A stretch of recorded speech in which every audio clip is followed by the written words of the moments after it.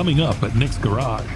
The snow is finally melting outside the shop, and so are the tires.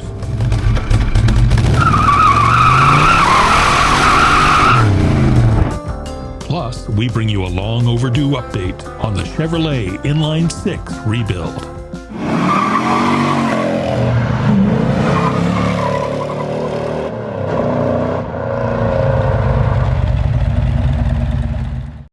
Welcome to Nick's Garage. Here I am, another late night. Gonna go pick up the Hemi Coronet at the muffler shop where David just finished doing a complete dual exhaust and also installed my cutouts. So let's go pick it up and bring it to my shop, which is only a few hundred yards away. At least it's a warmer night tonight than it is below zero like last time. David, how are you? Good, good. So I can take it now? Yes, sir. All right. Let's see what you've done. Another one with the dual exhaust. Nick's client requested dual exhaust with cutouts. The cutouts still have to be wired back at Nick's shop, but for now the car is ready to roll. I haven't heard it yet, you know. David just gave me a call and said, Nick, we did the exhaust on a system. It's got exhaust manifolds. We brought it here with open exhaust manifolds, so now let me hear it for the first time with its mufflers. We had a set of Flowmasters installed, the 40 series.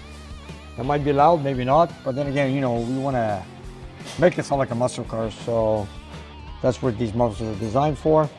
And right now I'm going to start it for the first time and see how it sounds. This is the engine. We did some upkeeping on it. We had an oil pressure problem, changed all the bearings on the crank. We've regrinded the crank also, put new bearings. And of course, valve job by replacing all the valve springs. Let's see.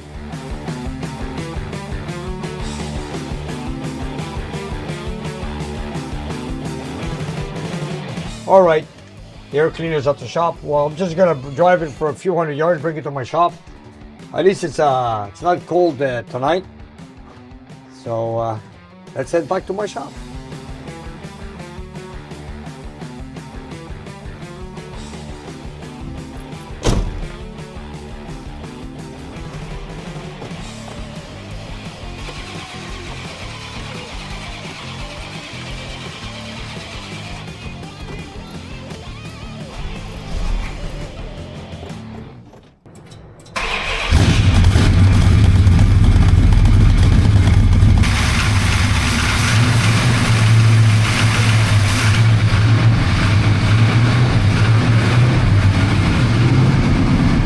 Give it a minute, warm it up.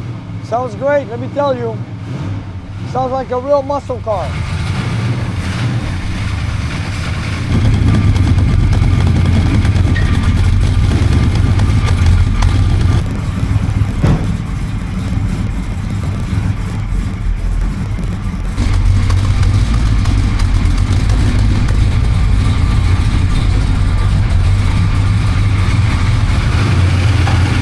The windows are so dusty, so hard to see out there.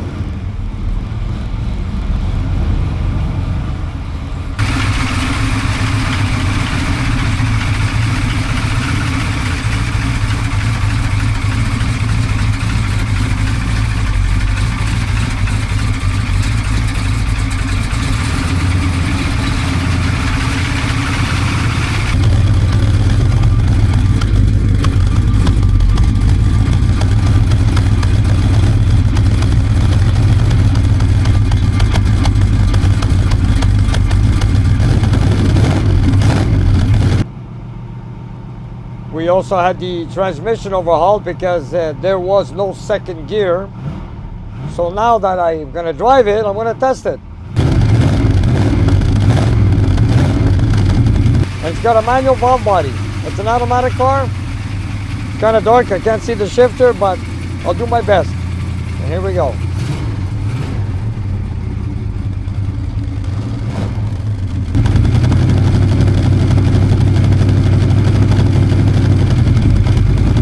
All right, so we've got a few lights to repair on this car.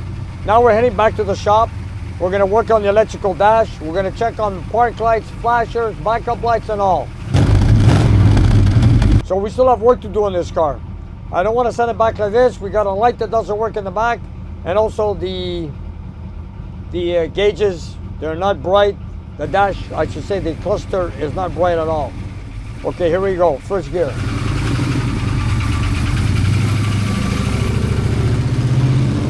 And now, second gear, yes sir.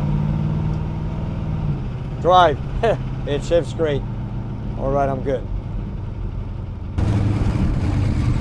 And you know, this is a manual law body, I got a downshift when you come to a stop. Here we go, first gear.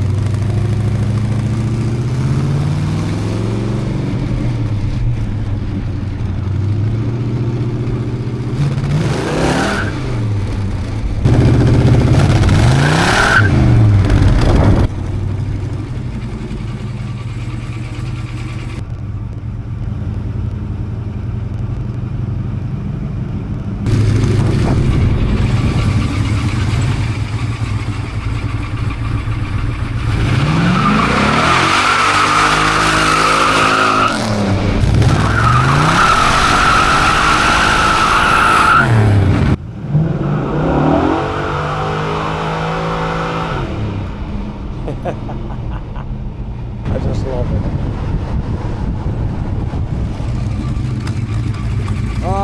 It feels good to be back on the road. I gotta do it again.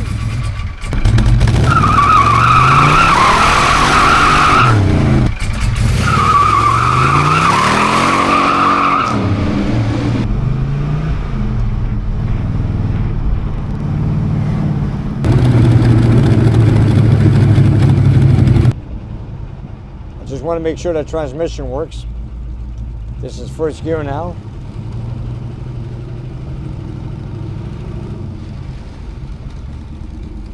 Brakes work fine. We have power steering working on it. We got the dual reservoir master cylinder and power steering. And now that we had the steering box replaced, we also have to do a wheel alignment on it. Okay, I can't wait to fine tune it right now. And then we'll take it from there.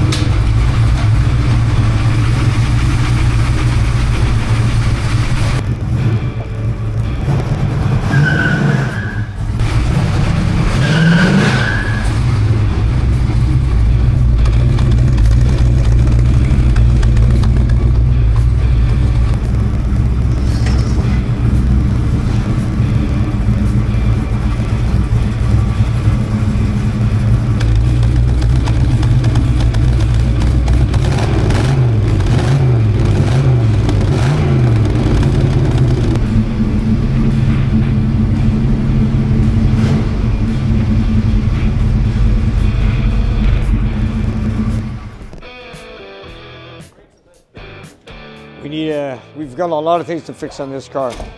We got park light, brake lights, backup lights, dash lights, flashers. We got a lot of repairs to do on it still. The cluster is very dim. You can't see it at night at all. So anyways, I got to fine tune it. Transmission works well. We got it working. So the second gear works. We had the transmission overhauled.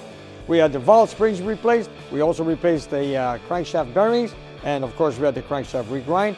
We dyno tested it, everything went good, and it's back here in the car.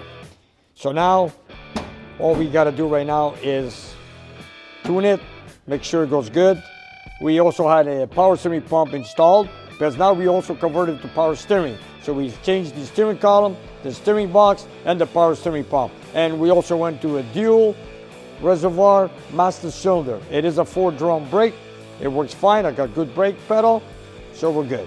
So let's do some electrical work tomorrow, next week, and then we'll take it from there. And you know, I've done a lot of these Hemis, 440s, day and night, every day, every year. So now let me show you something special, which I've never done before. Something different with 2 cylinders less. Come and check it out. That's right. Nick is working on a 6-cylinder. And a Chevy to boot. Regular viewers of Nick's Garage will remember this one. It belongs to me, your humble cameraman, George. And it's well past time for an update. You know, I met George Clark, my camera guy, just about 20 years ago. And he worked around the corner on St. Joseph Street, back at the old shop. He bought a 64 Bel Air with a 6-cylinder. Someone said to him, you know, if you want to take care of your car, I know somebody up the street with a garage that works with old cars. So, you know, he came by days later, weeks later, I'm not so sure. And he came to show me his Bel Air, 6-cylinder, manual 3-speed on the steering column. And he told me, Nick, you know, I have an issue with the engine. I said, what was it? You know, the valve cover's leaking oil. So I opened the hood, and then at the same time, George was looking at my shop, at the old shop downtown, that was then. He was seeing all these classic cars. And he goes, Nick, it's a 64 Bel Air, it's not a classic muscle car. I said, George, no worries, it's an old car, I'll take care of it. This is what I'm here for. And anyways, I got to know him after that, and we had the valve cover replaced, the valve cover gasket replaced. And he was surprised when he opened the hood to pick up the car. Not only did we have the valve cover gasket replaced, we also had the valve cover painted orange just like the engine. Now, the engine had no paint practically left on. It was like this. And he came to the shop and he saw the valve cover here, nicely painted orange, new valve cover gasket, no oil leak. He goes, wow, that's nice. Then, you know, we got to know each other. Then he also owned an old GMC Jimmy. I took care of that too. But that Bel Air he still has. But he used to drive it here and there once in a while in the summer for year after year after year. And 2 years ago, you know, he comes to my shop sometimes. We noticed he had a big oil leak at the rear seal. He kept adding oil every time. I said, George, you know what? We do so many engines here. You're the camera guy. We got to fix your car. It's a 64 Bel Air. It deserves it. So we brought it in, and then we said, you know what? Let's take out the engine. Let's take a look, see what it's got. Let's do something. And then George kept saying, it's a 6-cylinder, Nick. It's not a V8. But you know what? It does not matter. It's still, to me, a classic. So we've taken the engine out of the car, and we dismantled it. And we noticed that the pistons were loose. There was a ridge in the block right on the top. And we dismantled it. We had a video on that on Teardown, which was a couple of years ago. You know, I do read comments, and I noticed that a lot of questions come up asking me, Nick, what's happening with George's 6-cylinder? Yes, we put it on the side for a while. The reason why is because, like George says, he's not in a rush for his engine for his own car. Let's get the customers' cars and engines out first. So we do that. And you know, we try to make time, and now I said, you know what, let me take a break. Let me show you guys where we stand with the 6-cylinder that belongs to George.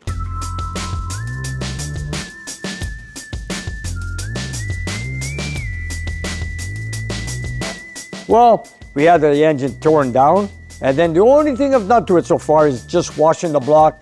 We had it bored out 30 over with the new pistons that we got. So we went 30 over, as you can see, we bored it out. We cleaned the block, and now, you know what, I maybe spent a few more days working on it. We had the pistons replaced, we went with 30 over. The old piston, which I kept over here, there's the old pistons, they're identical. I don't know about the compression height. What I mean by compression height is the center of the pin to the top of the piston. If this is taller or not, I'm not so sure. I will find out when I start making my measurements by installing the piston and the crank in the block, because when I put that piston in the block, one thing I look for when it comes to power is a good quench. So when the piston is at top dead center, right up to the deck, I want to make sure that deck is leveled with the top of the piston. So we're going to get there, and if it is to be done, we are going to deck it. Why? We're trying to add a little bit more horsepower on this little 6-cylinder. It is only a 230 cubic inch.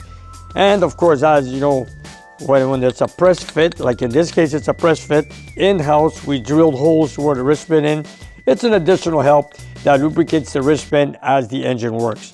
And if you want to compare it to an old Chrysler piston, this is a 440 standard bore, and this is a 6-cylinder 30 over. Look at the difference. V8, 440, 6-cylinder, 230 cubic inch. And if you look at it closely here, you got little holes here to lubricate the pin. This is also press fit. This is a Chrysler setup. And when you buy new pistons, they're not drilled out.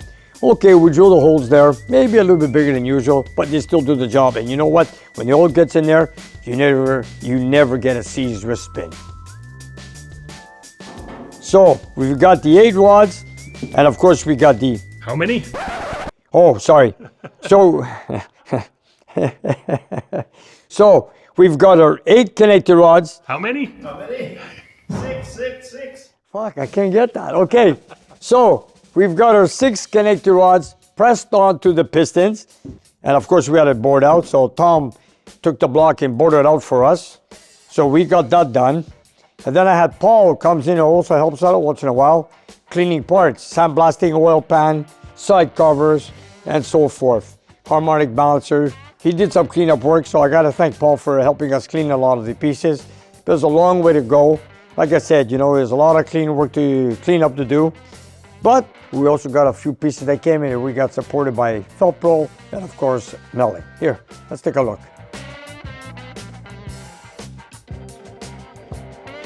I called Felpro to see if they had any old gaskets in stock for 64 230 cubic inch, and they did. You know what, Nick, we have them for your camera guy. We're gonna help you build this engine. So we gotta thank Felpro who supplied the gaskets for us. And we also went to a little bit performance camshaft that my brother selected. It is a hydraulic flat tappet. It is, you know, something I've never done, you guys. This is a very long cam. It's a 6-cylinder. So this is gonna be something special, you know, and we're gonna be working on it. Of course, we got all new valves. We got a new oil pump from Melling. We got our piston rings. We have our old brand new strainer for the oil pump. We got new core plugs from Melling. And of course, all new hydraulic lifters, timing gear, valves. We had the engine also balanced with the flywheel, crankshaft, bearings, rings, pistons, rods, and harmonic balancer. Here's the crankshaft. The crankshaft was grinded down 10 undersides on the mains, 10 undersides on the rods. It's perfectly straight. It's nice and polished. So all I have to do now is just to put it in the block temporarily, make a measurement to the piston top dead center to see if we need to deck the block, which I'm going to do in a few days from now. But like I said, I wanted to put you guys in an update. I read a lot of comments that you guys were saying, where is that 6-cylinder, what's going on? And you know, there was a lot of people that have a lot of history with the 6-cylinder. You know, they were in trucks, cars, station wagons, convertibles, tractors, you name it. These 6-cylinders, there were millions of them made by GM, Chevrolet, or whatever you want to call it, but they were just in every vehicle, Impala, Bel Air, Pontiacs, or whatever. So it's got a lot of history. So, you know, when I was reading those comments, they were saying, Nick, my father had that, or my father had a tractor with that, or my friend, my brother, my cousin, my grandfather had a pickup, a GMC pickup or a Chevy pickup with this 6-cylinder. So this is an icon engine for me. I'm going to say this, but this engine has built America from coast to coast in every GM big car, even in Chevrolet Novas or Camaros, they were there. So this is a workhorse. And for people who ask me that question, what's happening with that 6-cylinder? Now I understand. And yes, you know, and I read the comments, and everybody in the families and everybody all across America had these. And I know they've been around the world, let me say it. You know, there was one comment I read once that, if I remember correctly, it was only one time. Somebody mentioned, why don't you guys put a small block Chevy in the Bel Air? But you know what? Everybody's got a V8. And George like says, Nick, it's a classic. Let's keep it simple. Let's go with the 6-cylinder, the same engine. We have the original engine to the car. Let's build it and build a classic. You know what it is? Like somebody comes here to me with a 6-cylinder Dodge Challenger. And then he comes to me and he tells me, Nick, I'd like to pour a 440 in it. I say, why? Everybody's got a 440. Stay to the 6-cylinder. Nobody's seen a 6-cylinder in a Challenger. You open the hood, you see the leaning tower of the 6-cylinder 225 from Dodge or Plymouth or Chrysler. No, I'm still with George, and I would stay with the 6-cylinder. And that is the reason why we went this way. And the thing is now what we're gonna do is not just we're gonna build it up with a little bit more horsepower, there's a lot of head work involved. And this is where I called Manny on it. Manny, I'll call him in, he's gonna give us the details what he's gonna do. Manny, Yep. I know you're busy on the valve grinding machine, or should I say the cylinder head machine. Wanna come here and Not a problem. introduce what you wanna do here to our viewers here on our channel? I'll be more than happy to. Here's the kit George picked up. The work that's involved to get a little bit more flow out of the cylinder heads. After all, we want to build it like a hot rod 6-cylinder. Of course. So what's your intentions on this? Go ahead. See, George and I had looked these up, and George actually found them, and I confirmed that they do work. They're lump ports, and it's called lump porting an inline 6. And this is on the intake port. Oh, absolutely, yeah. Because as you could see right here, there's a wall. See this? This is a wall. And although it's really good for holding down the head to the block, it really impedes airflow. So what has been developed is what they call a lump port, and this is it.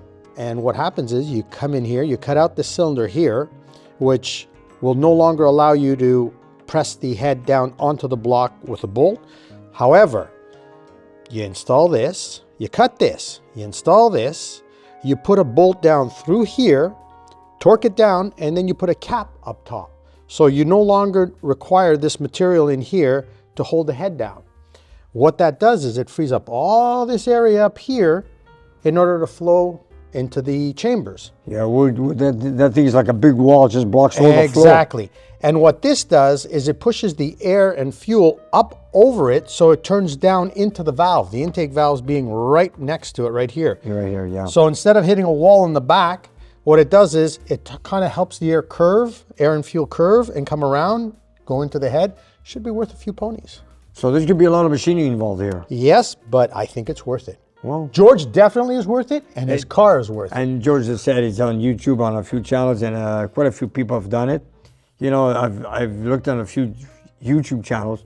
There's a lot of guys that work on these 6-cylinders. They're nice And to now we run. have one in the house, not being a V8, a 6-cylinder. This is going to be a challenging something for me. What do you say? I like it. So back in the day, Right. I don't know, you probably know this. Before the V8 became popular. But when it first was introduced, remember these things had already been worked on. Yeah. So the guys coming into the hot rod scene were first working on 6s. And They were the drag strip back then. absolutely. So they were taking on the V8s and putting the hurt to them. So you know what? There's got to be some power in here that we can squeeze out of it to kind of bring back that feeling, that hot rod feeling. I'm looking to see what it's going to do. Well, you personally. know, you're going to take off. We're going to take off all the valves. We got all new valves from Melling. Yep. Of course, you're going to do the valve seats, multi-angle. Yes, sir. And of course, this is going to be a challenge porting. on the intake runner. So The only other thing I'd like to see, but I don't know, we haven't been able to track down an intake. If we could get at least a 2-barrel intake on this thing, I think it would help. I know Because this is a 6-cylinder. It's a 1-barrel I know. original carburetor. I know. Is this going to be enough to feed the 6-cylinder? It will be, but performance-wise, it'll be a restriction. that's right. So if anybody out there yeah, go ahead. track one down, even an aluminum one, 2-barrel, we'd be more than happy to bolt it up to this thing. But at very least, we're going to start it with a 1. And I'm kind of like looking to concoct something out of the factory intake, but we'll see what happens there. But to start, the base is going to be set up with the lump porting, more compression, a good running engine, and see what we can do from there. And the last thing we're going to leave is the intake manifold. Yeah. We might get it started with a 1-barrel, or if there's a 2-barrel intake manifold. You know, we try to keep it simple. Sometimes you may have 3 carburetors, there's complications, and we want to keep it simple. Like sometimes when a 6-pack has issues, it takes a lot of time to figure it out. does. But the 1-barrel that it came with here at the first place, it ran pretty well. It'll work. It'll You run. know, besides burning oil, piston slap, and a heavy oil leak in the rear seal. Yeah, we're going to get rid of that. We're going to get rid of no that. more. And at the same time, while we're fixing all that, we're looking for performance. Yep. Okay. It's a nice little bill there. It's going to be nice. I don't know if our viewers remember that car. It's a sweet It's little car. and it's a 4-door big car, and this 6-cylinder was doing its job. 3 on the tree. That's right. Yeah.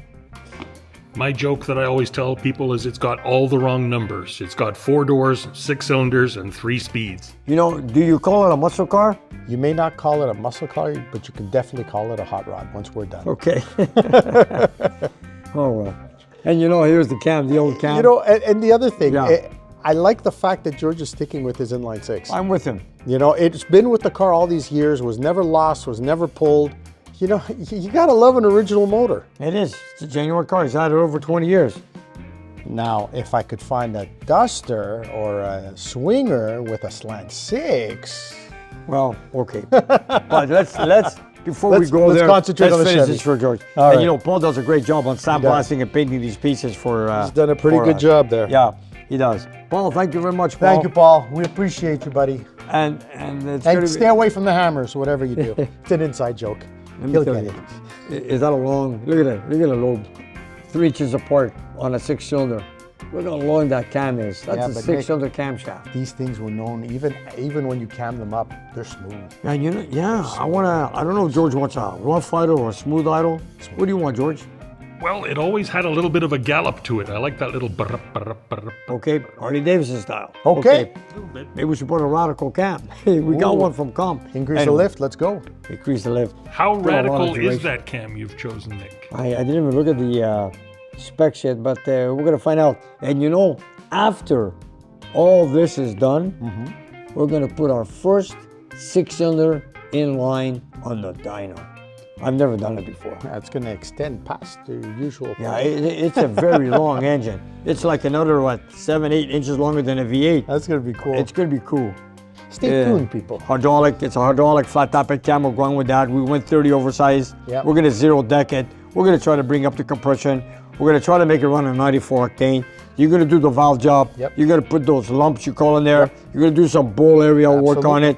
If we need to shave the head, plane the head to get more compression, We will. let's see our numbers after with the piston and the 0 deck and the chamber after it's all done with the valve good. job, and we'll take it from there. And the last thing I wanted to ask our viewers, what do you think? 1 carburetor, 2 carburetors, or 3 carburetors? Or one big carburetor. Or 1 big 4-barrel? I'm leaving you guys tell me what you think, so Let I us can know pass it what you on to think. George. What do you think, 4-barrel, I'd 6 love to barrels? see- I'd I'm love- sorry, 3-barrel, 4-barrel, or the 1-barrel? Or, Personally? wait a minute, like a 283 is a 2-barrel. Oh, 2-barrel. Or the 350 Chevy. You know what? We could get by on a 2-barrel if we had to. I prefer to find an intake or make this intake to a 2-barrel Rochester, and I think it would be the ultimate setup. So, what I see So let's see what you got. Bring it up here. Now is... this is the big dilemma. Hold on. We're gonna get a little bit more power out of the short block and the cylinder head. Now what do you do with this 1-barrel? See, what I'm thinking is, if we can't find another intake, an aluminum intake to work on, if we can open this up. Yeah, make it to a 2-barrel. Yeah, or Like on the 350 look at Chevy or this. 305. look back here. We could put pads on this thing. I Take know. it to the machine shop, flatten it out. I know we can't weld, but maybe we can screw them on and just add a couple of. Yeah, it's rough. It's a little bit of a Frankenstein, but Nick, What's available in the aftermarket? I know there's the 3 carburetors. The 4-barrel. 4-barrel and a 2-barrel they're all available. I it's just thi- that they're all back order. I prefer a typical 2-barrel Rochester from GM, like on the small block V8 2-barrel, and make this intake work on the 2-barrel. You know what? That might. I don't know if that's going to work. Maybe some viewers have their own comment or their own view. I like to hear from them anyways. You know what? And you also have a really good machinist around the corner that We have a machine that can do miracle. So You know what's going to ask me? Bring me the base plate of the carburetor. And Let's I'll see if we can get it and make it fit. And I think we can do it. What do you think? Stay tuned, viewers.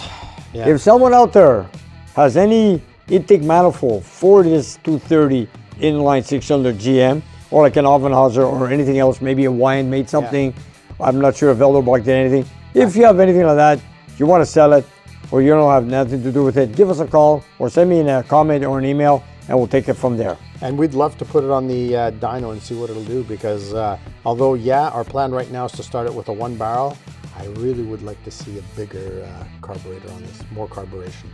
I know it's going to flow more, Nick. I know it, just from this modification think that we're so. going to make. I think so. So it's like, it'd be really nice to see this thing just breathe. Speaking of the intake, let's go to the exhaust. Whoa. Now, you know what? I have a feeling the exhaust manifold is going to work. You know what? I have a feeling it's going to work. Here's the I'd like funny to thing. try it. I'd like to try with this exhaust manifold. We're going to try it with the exhaust manifold, but doesn't look like- I'm pretty sure they have This 3 one- into 2 into 1 as an option at some point, because it looks like almost natural for it to come out here and here and down. But to start with, this thing will be okay. It's But look at this. It's gonna make a wild U-turn here. Look at this. we may The have outlet, to- they're gonna hit each other. It could be a bad performance manifold. I'm not sure yet. You know what? We're gonna go inside and clean it up anyway. So I don't remember. this the is our factory. starting point. Yeah, you know what? We're going too far. Let's keep it simple. Listen. And then we'll take it from there. Let's It- go on the it- dyno. Look, if we make 50, 60 more horsepower than original, what was the factory horsepower? I don't remember. Whatever, if it makes 50, 60 horsepower more than as it is with the manifold, even with the one barrel, I'm sure George will be happy with that. That Yeah. would be like a 50% gain. That's right. My goal is to see that car like burn rubber. I think you can do it. But then again, Low end torque. let's not start breaking drive shafts. No, no, no, no, no. Have you ever seen the gearbox on this car? I have. It's so puny. But it's only 3 gears. I know, 3-speed. I just need first gear to be like I low know. enough to like light those tires up. That's it. It's Just up- that- anyways. Listen, it's what we'd like to see. I know it's going to have more performance than what it did from the factory. It's just that I'd like to see what this little Chevy will do. I just can't wait to get it on the dyno. Same here. There we go. And then we'll take it from there. So if you guys have any comments, tell me what your opinion is. You know, I like to read them up and we'll take it from there. So there's your update on our 6-cylinder that belongs to George. Sorry for being so late. And Don't forget to like and subscribe, guys. Smash that like button. Leave comments below. Let us know what you think about all the stuff that we discussed. And let's make some time for it. yeah, There we go. And long live the Chevy 6. And long long live. live the Chevy Inline 6. They're still alive after so many years. Absolutely. And you guys, if you look down below the video, we have a whole bunch of merchandise that you guys can buy. So whatever you like, buy it, love it, wear it, and enjoy it. And help spread the word of Nick's Garage. And if you have some time, check out our Patreon page. We have extra content and you guys can watch it and take it from there. And we'll see you next time.